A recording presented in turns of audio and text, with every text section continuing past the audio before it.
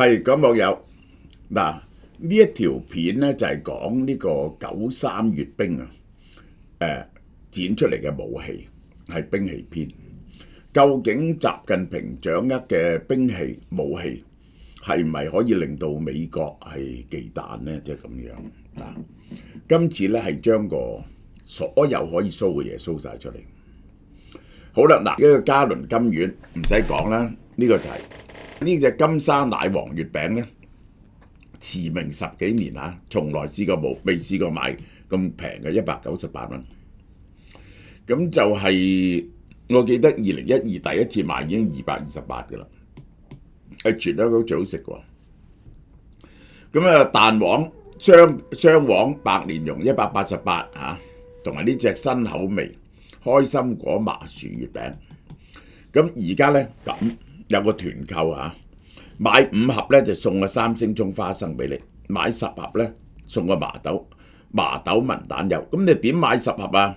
喂，你夾埋啲兄弟姊妹2、3家人分咧，你又多咗個1箱麻豆文蛋油6至8個，咁咪每人有2、3個沙田柚咯，有月餅之外唔使買咯。20盒咧就要夾呢個寫字樓噶啦，呢個就係嚇，送一個魚子醬俾你喎，翻去寫字樓開 party 咧好好喎，呢個係。9月3號上晝9點鐘，北京天安門廣場舉行紀念抗日勝利80週年，展示解放軍海陸空核3位一體嘅戰略威懾能力。呢次咧就係即係叫美國佬小心，你唔好惹我，其實就咁。有乜嘢展示出嚟咧？嗱，我要解釋啲武器俾大家聽。東方61新一代固體洲際彈道飛彈亮相啊！嗱，呢個係固體洲際彈道飛彈。佢上一個咧就東風41，咁東風61係點咧？上一個咧都係固體，佢嘅特色咧就係估計東風61射程更加遠，12000公里，12000公里去到地球任何地方嘅，可以涵蓋全球大部分地方，美國大部分地方喺入邊。用固體燃料嘅好處咧，就可以喺公路機動發射嘅，呢個嘢咧係機動嘅。液體燃料咧唔得嘅，液體燃料咧就要擺喺度發射。固體燃料嘅好處就可以拎住周圍去啊，唔使裝。液體燃料咧，你臨尾先至注入去嘅，注個液體氧同液體氫2樣嘢，然後咧燒嘅，因為咧佢要極低溫噶嘛，所以之前擺唔到耐。固體燃料嘅好處，佢係 mobile 嘅，於是你就毀滅唔到佢，唔需要話擺個發動井入邊嘅。佢可以有多枚反導式核彈頭，係多彈頭嘅。嗱，我一陣再講多彈頭。一路以來咧，大陸同呢個俄羅斯嗰個多彈頭唔夠美國多彈頭，點解咧？呢個我諗係3、4個彈頭，就因為個彈頭咧要縮得夠細啊，其實係 miniaturing of 一個核彈可以做到幾細？呢一個美國嗰啲3叉戟式咧，呢個就係就係可以一個導彈咧就係10至12個呢個彈頭嘅，呢個就係。咁通常咧以前咧中國嗰啲咧3、4個嘅啫，喺飛彈飛行末段分別攻擊唔同目標，呢個當然係啦。到時散落嚟打唔同嘅地方，咁仲有啲咧係實彈，有啲係假彈。好啦，呢個第一，呢一種就係你冇辦法毀滅嘅固體燃料，喺公路度行嚟行去，你就捉唔到佢嘅。外界猜測已久嘅巨浪3潛射洲際飛彈啦，嗱，係中國潛射戰略飛彈嘅重大突破，呢個係。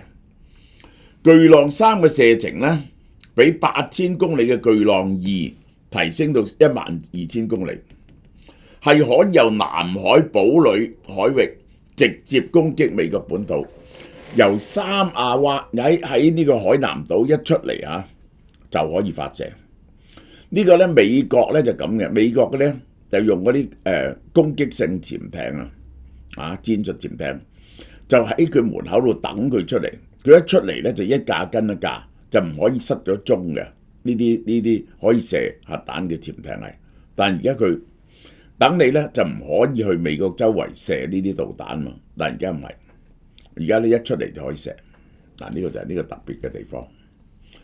好啦，嗱呢個就最重型噶啦，東風5C 洲際彈道飛彈喺戰略打擊方面壓軸出陣，戰略打擊方陣係東風系列最新升級版嘅，呢個就係液體燃料引擎。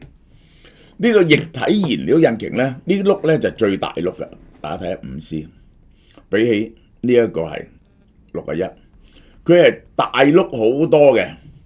佢呢個咧喺發射井發射嘅，但係佢嘅即係咧佢嗰個裝機啊，嗰個核燃料啊，嗰個爆炸力啊係最大嘅，當數最大嘅。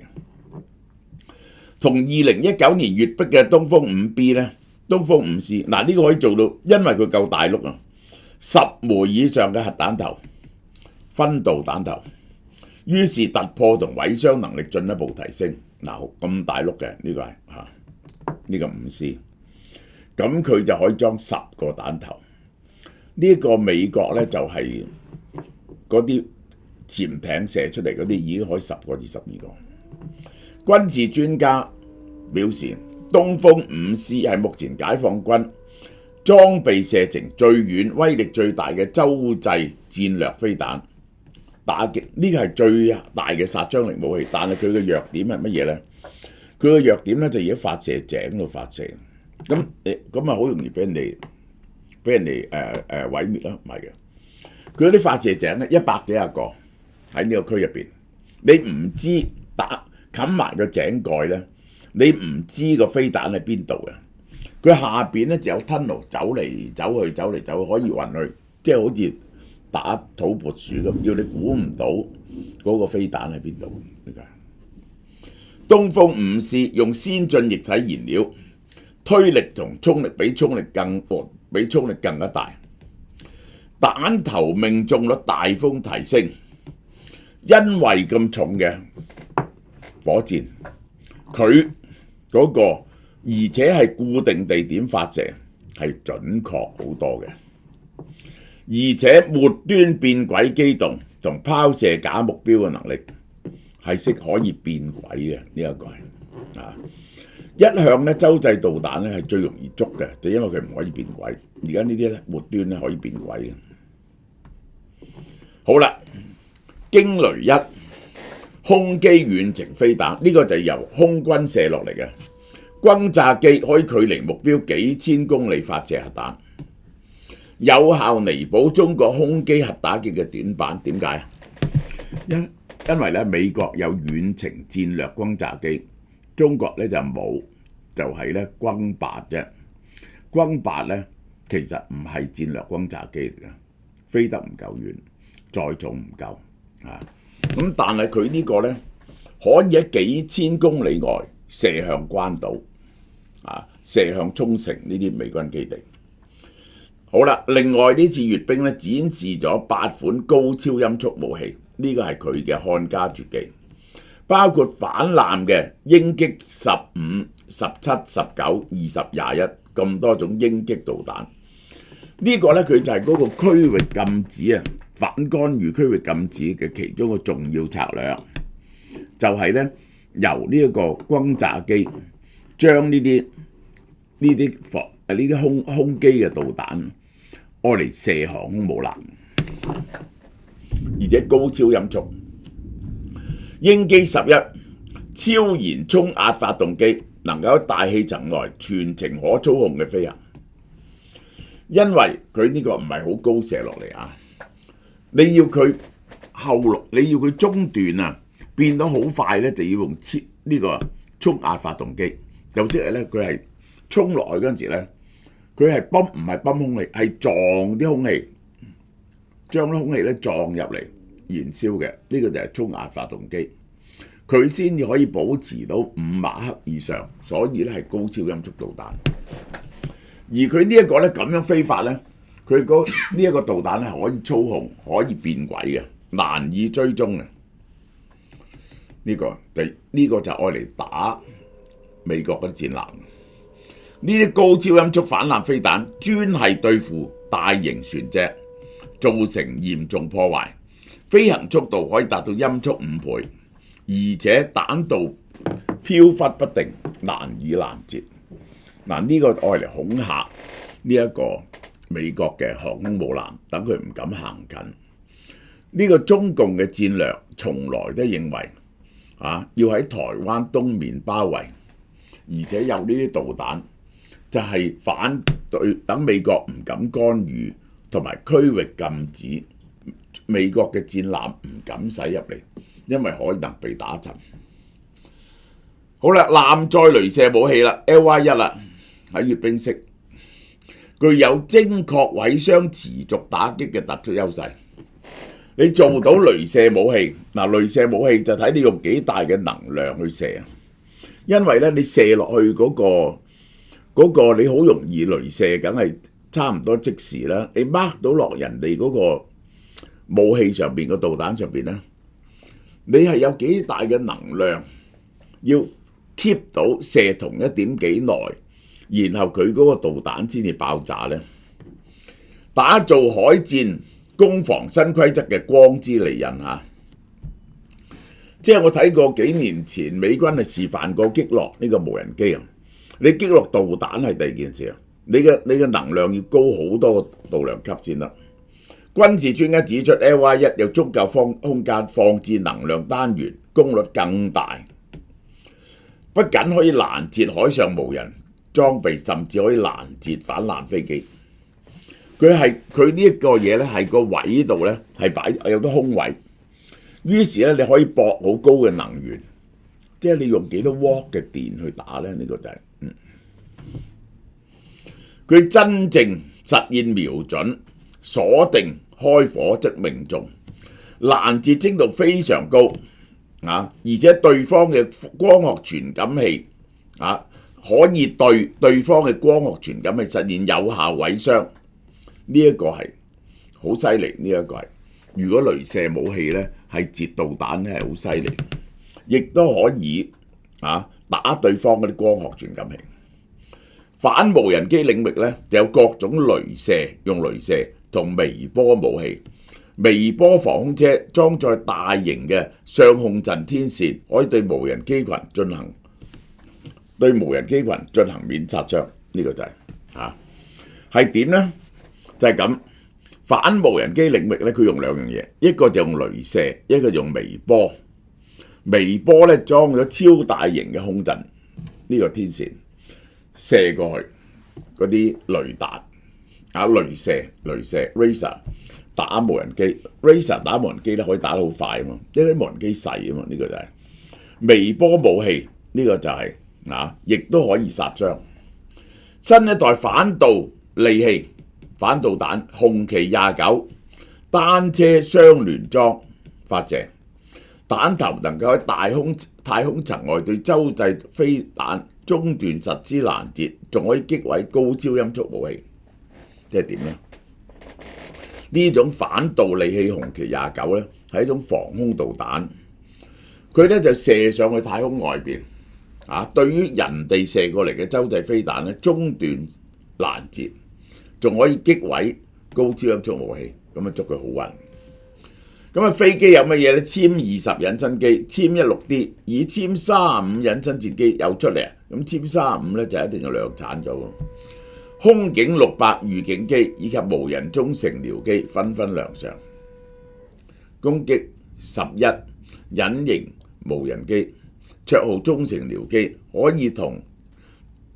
可以載入戰機並肩飛行，採用全翼式設計，好似美國 B2 咁。呢隻即係咧呢啲叫中程隱形無人機咧，就係中程僚機，佢就係同載人嘅戰機一齊飛嘅咁於是咧佢就係隱身嘅，呢隻嘢係隱形嘅，係一隻翼。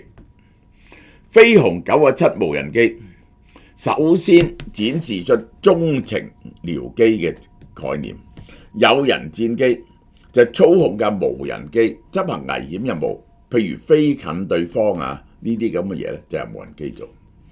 呢啲隱形無人機對周邊國家空防構成巨大威脅，機身幾乎冇死角反射雷達波，令到雷達好難偵測到佢嘅存在。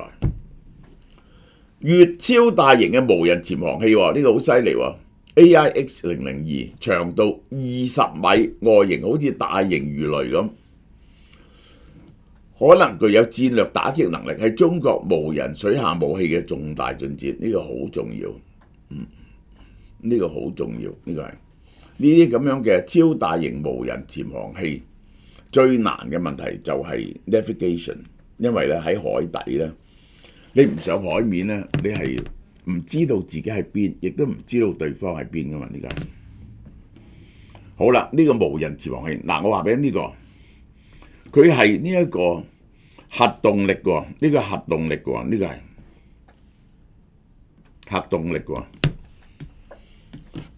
呢個蘇聯咧嗰陣時已經做咗呢種嘢出嚟，咁就係好重嘅，即係開一個咁樣嘅核動力嘅無人潛航器，就等佢咧自己由俄羅斯行去英國突襲呢個倫敦港口，譬如話咁啊。個問題呢啲無人潛航器啊，最大嘅問題咧係校唔準打邊度，喺水底咧歪少少就謬以千里。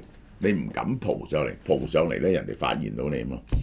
經常咧係 miss 咗嘅，呢個係100型戰機安裝雙控陣雷達、毫米波雷達光達，將坦克變成咗資訊同感知節點。啊，呢一個咧就係話100型嘅戰機安裝咗雙控陣雷達，呢個最先進嘅雷達基米波，將呢個坦克啊。將坦克咧就變成咗呢個咁嘅，將佢裝咗啲嘢之後咧，坦克咧變咗個資訊感知節點，佢係負責搜集情報嘅，配備主動防禦體系，一早揾到之後咧，就係指揮後邊發出武器嚟打啲無人機。習近平請26個國家元首同政府總統首腦出現閱兵啊，俄羅斯總統普京同北韓金正恩分別坐喺佢兩邊，呢3個人係一樣地位嘅。呢個係中俄領導人從未有過嘅歷史同框。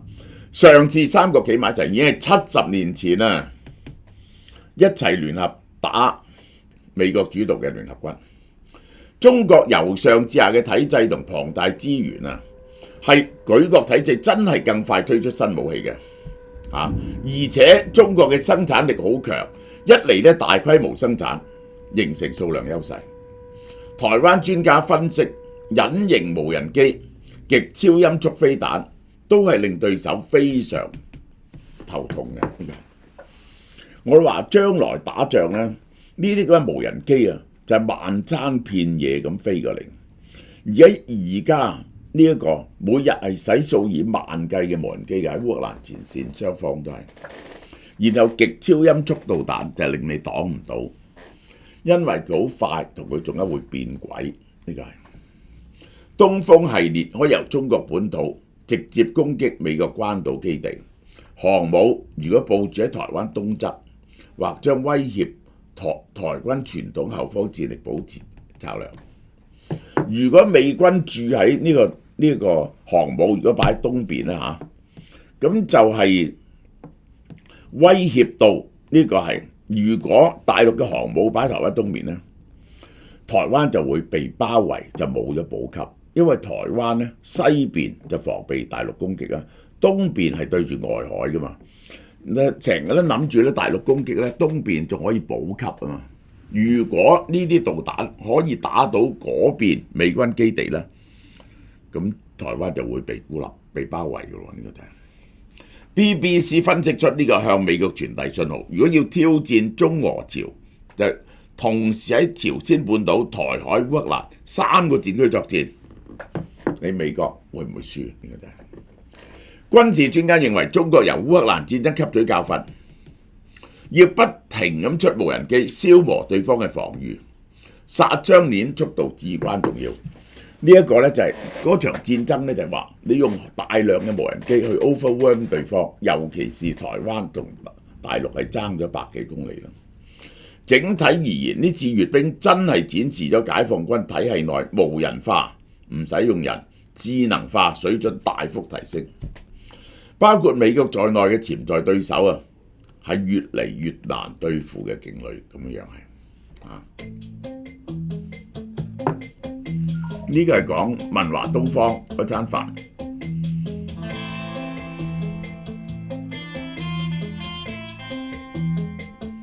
約食飯。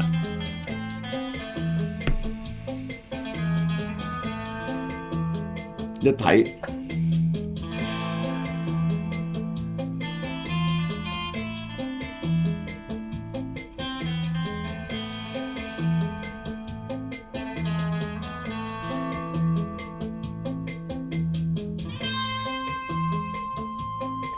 黑口黑面係，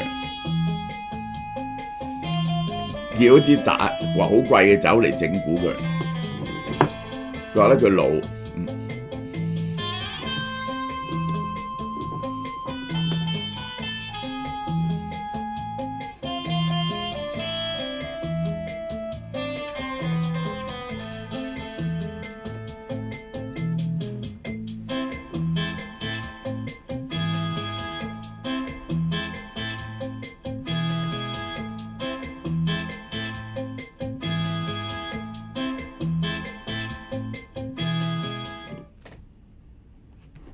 好嗱，呢個咧就仲有優惠嚇，就一不做二不休。呢批貨咧賣完就算啦，就剩翻冇幾多嘅。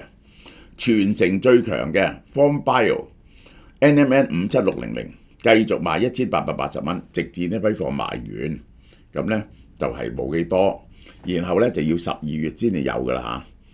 大家只要食4個月啦，呢個就係1880食4個月喎，有每粒係400 mg 嘅。個劑量係最強嘅，而且仲有白藜薈醇，係會令到 NMN 個威力咧就係多咗，變咗1.6、1.7嘅，然後就有呢個 TMG， 呢個係呢一隻就係210幾嘅啫 mg， 咁但佢有 Origin 令你靚啲嘅。而家你買完嘢再買咧，只需要275蚊。嗱呢兩隻 NMN 咧。